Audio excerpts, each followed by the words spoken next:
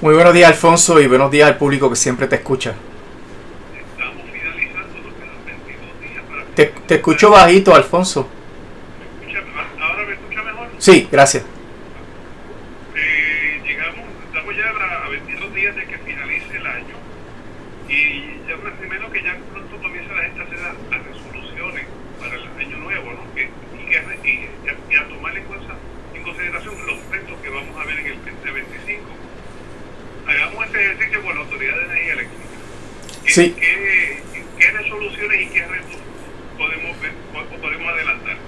Sí, mira, el panorama es súper complicado y quiero mencionar primero las cosas que no tienen que ver con el plan de ajuste de la deuda, porque como hemos hablado aquí, eso está detenido. Es probable que se active a finales de enero. La jueza paralizó todo hasta el 31 de enero. Y es tal vez uno de los retos más grandes que tiene, reestructurar la deuda. Pero para tú entender la magnitud de ese reto hay que ver cómo le va a la autoridad en todos los otros aspectos.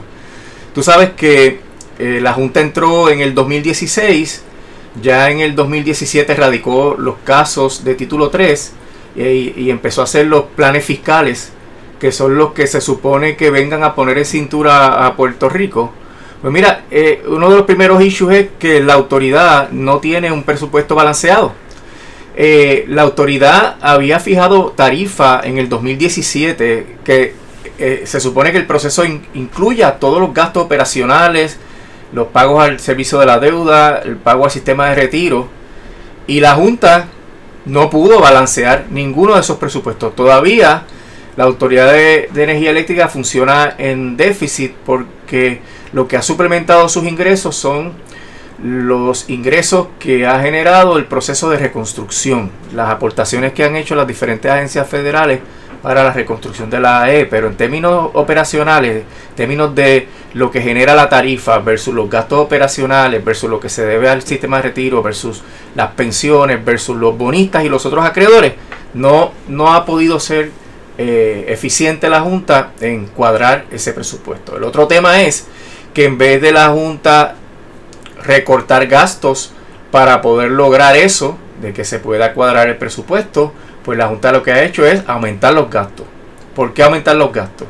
Porque la autoridad hacía lo mismo que hace Luma sin tener que pagarle 134 millones al año, sin tener que darle incentivos, y la autoridad hacía lo mismo que hace Genera sin tener que pagarle los 20 o 30 millones, y dependiendo de los ahorros podría ser hasta 100 millones en incentivos a Genera. O sea que son gastos adicionales. Pero no contento con eso, la Junta, para poder montarle los negocios a Luma y a Genera, porque tú sabes que esa gente no puso ni un centavo aquí en Puerto Rico, pero les montamos los negocios. Estuvieron un año aprendiendo cómo era el sistema de energía Luma, y ahí se gastó 160 millones, como 40 millones por encima de lo que se había pactado. Y luego, tomando en cuenta todos los pagos que se le han hecho a Luma, se ha gastado más de 1.600 millones, Alfonso, adicionales de estos procesos de privatización. Entonces la pregunta es, ¿cómo tú cuadras un presupuesto cuando en vez de tú ahorrar y ser más eficiente, tú le estás metiendo más gastos a la autoridad? Y todo esto va a ser crisis, por eso lo quise mencionar primero cuando venga el plan de ajuste de la deuda, ¿no? Todo esto se junta con la ineficiencia de Luma y Genera para incrementar los costos operacionales. ¿Por qué? Mira, Genera, que recibió la flota de plantas en la manera más actualizada posible, según Josué Colón, en términos de que habían recobrado una cantidad significativa de kilovatios, de megavatios de generación, pues Genera no ha podido bregar con el problema, no ha tenido la capacidad como se anticipó. El mismo Josué Colón lo dijo en el comité de alianzas público-privadas, que Genera no sabía nada de esto. Y ahora estamos corriendo a ley de que si hay algún evento inesperado nos podemos quedar sin generación para grandes sectores del país. Pero además de eso, han contratado una compañía que la matriz y garantizadora del contrato es New Fortress Energy, que está a punto de irse a una quiebra. Y según el contrato que establece la alianza público-privada, como New Fortress es la garantizadora, si New Fortress se va a quiebra, el contrato queda sin vigor inmediatamente. Entonces hay que hacer entonces ahora una serie de gastos extraordinarios, porque hay que comprar unas plantas de gas, hay que comprarle más gas a New Fortress. Así que la contratación de Genera no ha traído ningún tipo de beneficio. No se han dado los ahorros que se supone que se dieran en combustible para poder recibir los incentivos, que de paso la mitad de esos ahorros están comprometidos ya con la reestructuración de la deuda de la Autoridad de Energía Eléctrica. Así que ha sido todo un desastre lo que se le vendió al pueblo de Puerto Rico y lo que ha resultado de la operación de Genera. Con Luma ni hablar, ¿verdad? Luma no ha podido gastar el dinero de la reconstrucción, no ha tenido la capacidad para hacerlo, no está pidiendo los reembolsos de FEMA para poder recobrar el dinero que la autoridad tiene que poner. Esto funciona así, Alfonso. Para que se haga un proyecto de FEMA, la autoridad tiene que poner primero los chavos, contratar, subastar, hacer todo el proceso, fiscalizar el proyecto, inspeccionarlo, recibirlo, y entonces es que FEMA reembolsa. Por tanto, hay que sacar el dinero de algún lado, y si Luma luego no hace la gestión de recobrar el dinero, pues la autoridad se queda un déficit.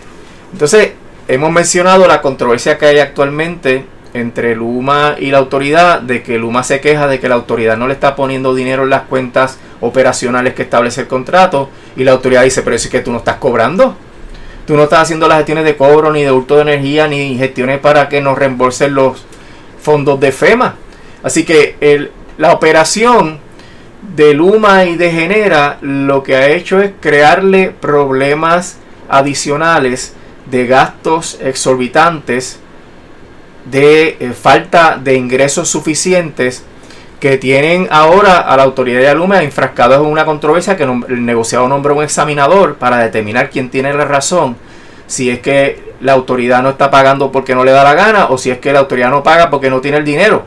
Y bajo todos esos escenarios, un deudor de quiebra que tiene 200 o 300 millones de dólares más de gastos anuales operacionales, que no tiene una operación efectiva para cobrar las cuentas, que no hace los trámites de reembolso de FEMA, y que además tiene una deuda en bonos asegurados de 8.500 millones de dólares, pues mira, es una receta para el fracaso. Y esto es bien complicado, porque cuando la Junta decida qué va a hacer, porque hasta ahora no han llegado a un acuerdo en el proceso de reestructuración, pero cuando la Junta decida qué va a hacer, en el presupuesto que la Junta prepare, en los planes fiscales, tienen que estar todas estas situaciones de incompetencia, de incumplimiento, de problemas operacionales, de problemas de flujo de efectivo, y esto va a ser mucho más difícil, particularmente cuando no tienes dinero para pagar las pensiones, cuando estás hablando de que solamente tienes dinero para pagar hasta marzo, y eso hay que pagarlo, Alfonso, de cualquier manera. Así que todas estas ineficiencias, todos estos incumplimientos de Luma y Genera, pues desembocan en un proceso de ajuste de la deuda mucho más complicado que lo que se podría anticipar en una autoridad de energía eléctrica sin privatización, sin haber desperdiciado el dinero de la manera que lo desperdició. Toma nota de que los bonistas tienen un reclamo de que la autoridad dilapidó el dinero en cosas que no son los gastos que deben hacerse conforme al Trust Agreement. Recuerda que ellos cobran de lo que sobre luego de que se cubran los gastos del Trust Agreement, que son los gastos operacionales y el sistema de retiro y las pensiones. Lo que sobre de ahí es para los bonistas, y los bonistas están diciendo, ojo, tú has gastado dinero en muchas otras cosas que no son las cosas que dice el Trust Agreement. Y esa es la acción de contabilidad que ellos tienen, y que podría resultar en que efectivamente todos estos gastos se entienda que son superfluos, que fueron forzados por el beneficio y por la avaricia de esas privatizadoras, y que eventualmente haya que pagárselo a los bonistas porque ellos tenían prioridad de cobro de ese flujo de efectivo. Así que es una controversia que está ahí en ciernes, adicional al issue del plan de ajuste de la deuda. Pero los problemas de la autoridad en su conjunto no cesan ahí. Hay un issue tremendo con el asunto de hacia dónde debe ir la Autoridad de Energía Eléctrica. Se supone que conforme a la política pública que se estableció en el 2017-2018, nosotros nos movamos rápidamente a la energía renovable. Pero ya tú estás escuchando a Jennifer González hablar de otras fuentes de energía. Ya tú estás escuchando a Edison Avilés, presidente del negociado de energía, que hay que diversificar. Ya tú estás escuchando que Genera y New Fortress están empujando el que se aumente la cantidad de compras por parte del gobierno y el uso por parte de la autoridad del gas natural. Esto a pesar de que tienen un tremendo problema en San Juan, porque ellos montaron un gasoducto sin tener permisos de la FERC, que la Federal Energy Regulatory Commission, que es la que da los permisos para los gasoductos y los terminales de gas. Y ahora quieren aumentar el volumen de entrada de gas y el Coast Guard dice que no se puede. O sea que ellos quieren aumentar la dependencia de Puerto Rico en el gas natural, pero no hay la capacidad de lograr eso. Escuché también que quieren vender el terminal, New Fortress tiene que vender el terminal de Jamaica para poder cumplir con la reestructuración financiera que está haciendo. Y mi entendimiento es que ese terminal es vital porque ahí es que paran los barcos que no son de bandera americana para maquillar el gas natural y salirse de la ley de cabotaje, y mediante una excepción que se hizo pueden traer gas natural a Puerto Rico en buques que no son de bandera americana, que no son bajo el cabotaje. Así que eso puede representar un problema para New Fortress para suplir el gas natural. Lo que está pasando en el muelle de San Juan también por el Coast Guard, que no está dejando que vengan barcazas más grandes, la aprobación o no del gasoducto por parte de la FERC. O sea que hay todo un montón de problemas que inciden en esta visión de que Puerto Rico se convierta a gas natural, que de paso es terrible porque el gas natural no es gratis, y el gas natural nos ata a los problemas del mercado y a las guerras que se están librando y que se podrían librar ya a nivel regional o global en países que producen gas natural. Y recuerda que no solamente las guerras destruyen infraestructura y hacen difícil el paso del comercio, etcétera. Las guerras también desvían los recursos hacia los esfuerzos de guerra, y si eso ocurre, pues también aquí nos podríamos quedar sin gas natural. Así que vamos en una dirección equivocadísima en la política pública que se anticipa que se podría cambiar, y como Jennifer González tiene mayoría en la legislatura también, yo no dudo que se hagan cambios, que se demonice la política pública actual, diciendo que por la propia ineficiencia de ellos no se pudieron lograr las metas de energía renovable y por tanto hay que meternos al gas natural. Y eso sería terrible porque nos ata. Por cada planta que se monta de gas natural, Alfonso, hay que esperar 20 o 30 años o más para el recobro de la inversión. Entonces jamás nos vamos a mover a la energía renovable, porque si las plantas generatrices son de gas y Luma Energy y quien sea que esté después de Luma Energy tiene que distribuir esa energía, pues jamás va a haber la voluntad, ni el capital, ni la política pública para movernos a la energía renovable, y vamos a ser esclavos y contribuyentes significativos del calentamiento global.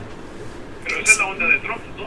Esa es la onda de Trump, sí. Él quiere aumentar la capacidad energética de Puerto Rico. Él quiere, de Puerto Rico no, de Estados Unidos, quiere aumentar la oferta de gas natural, quiere convertirse en el productor de energía más grande del planeta en términos de suplido y de generación y de otros medios de energía, etcétera. Así que, pero es de la comisionada también.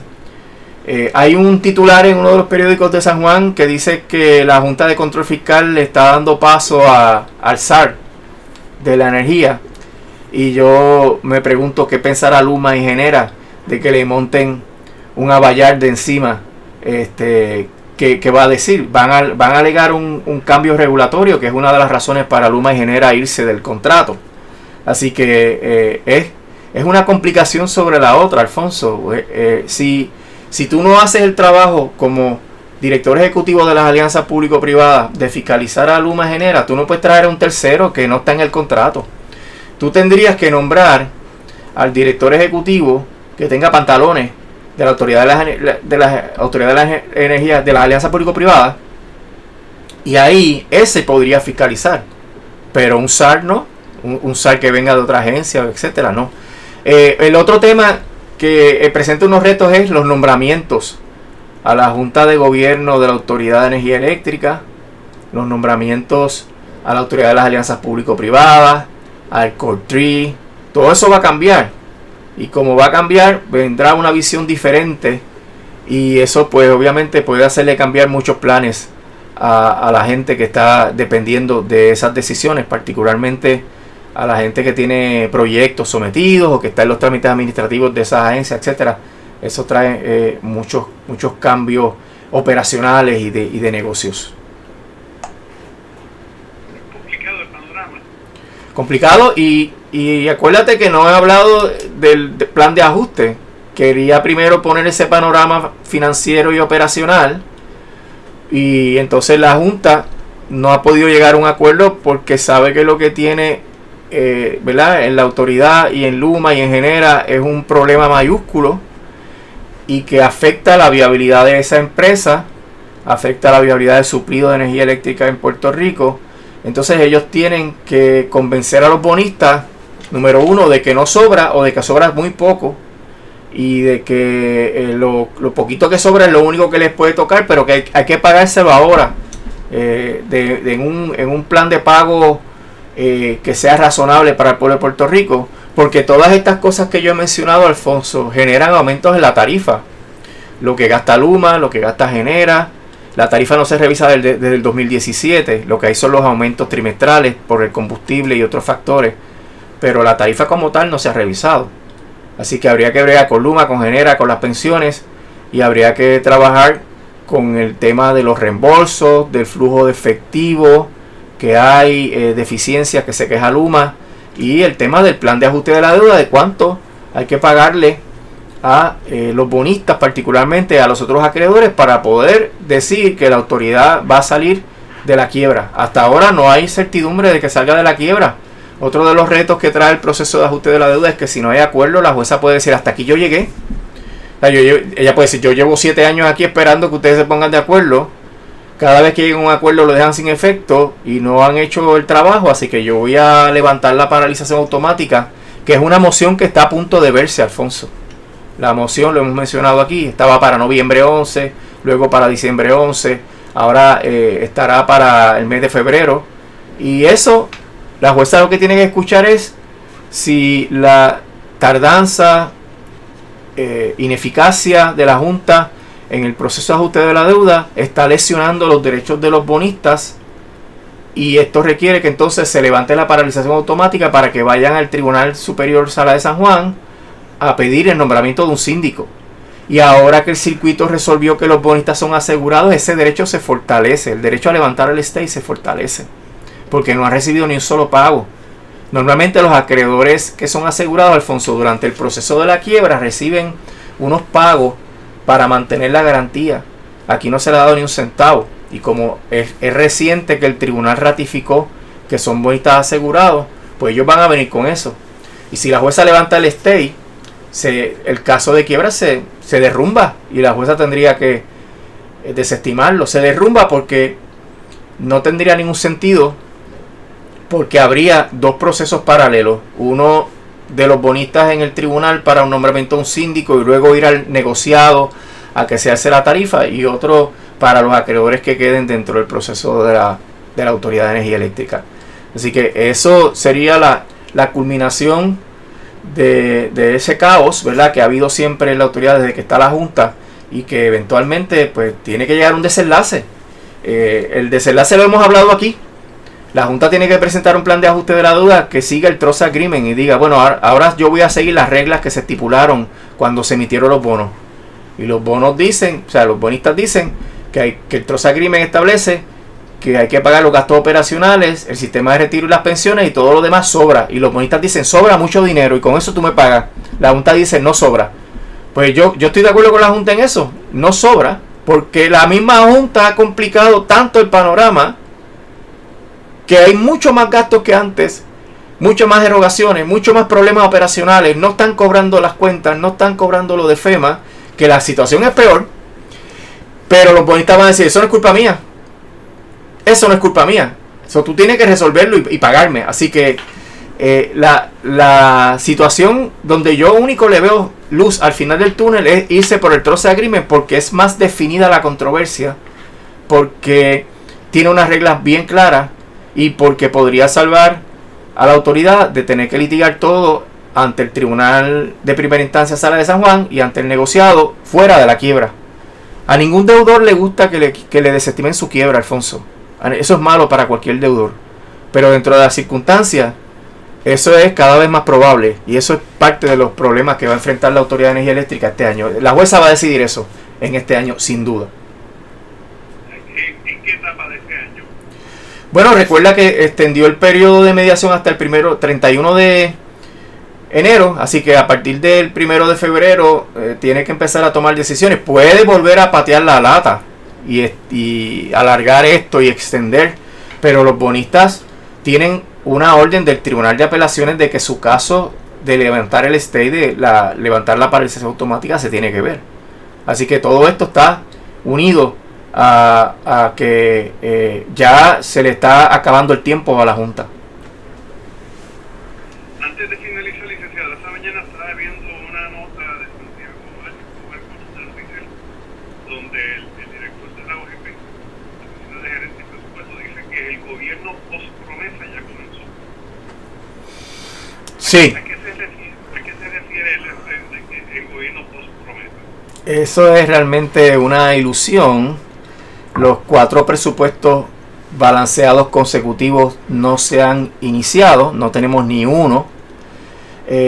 La Junta es la que decide que es balanceado o no, y ha dicho que tiene que ser que se apruebe sin la intervención de la Junta, es decir, que la legislatura y la gobernadora aprueben esto sin que la Junta ponga un pero.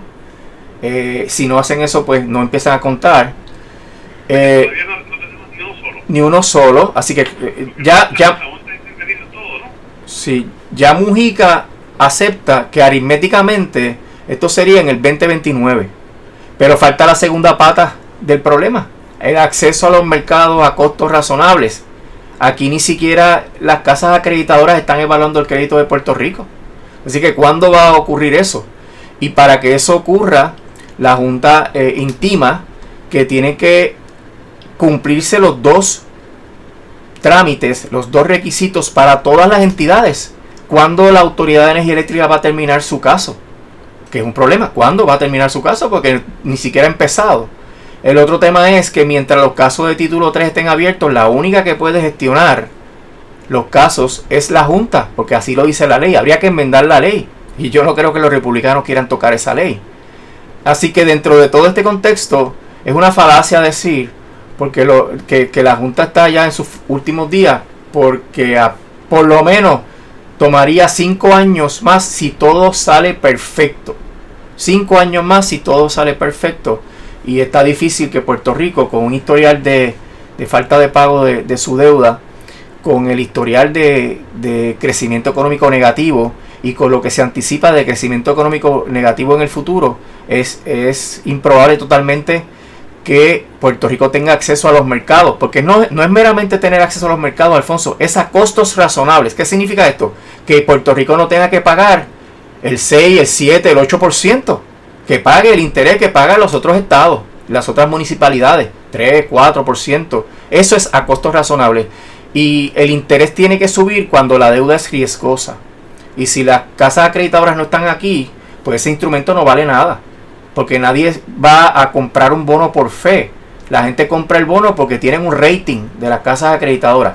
Si las casas acreditadoras llegan aquí y hacen una evaluación de una emisión de deuda y le dan carácter o clasificación de especulativa, que es la deuda chatarra, pues nadie va a comprar eso. O si lo compran, es a un interés bien alto, al 8%, para que sea una ganancia rápida. Así que eso no es tan fácil, eso están engañando. De paso, publiqué una columna sobre este tema que está en la portada de la página del periódico La Perla hoy. El que quiera ver todos estos detalles puede mirar ahí. Licenciado, muchísimas gracias. Que tenga un bonito día. Cómo no, hasta luego, que pase buen día, Alfonso.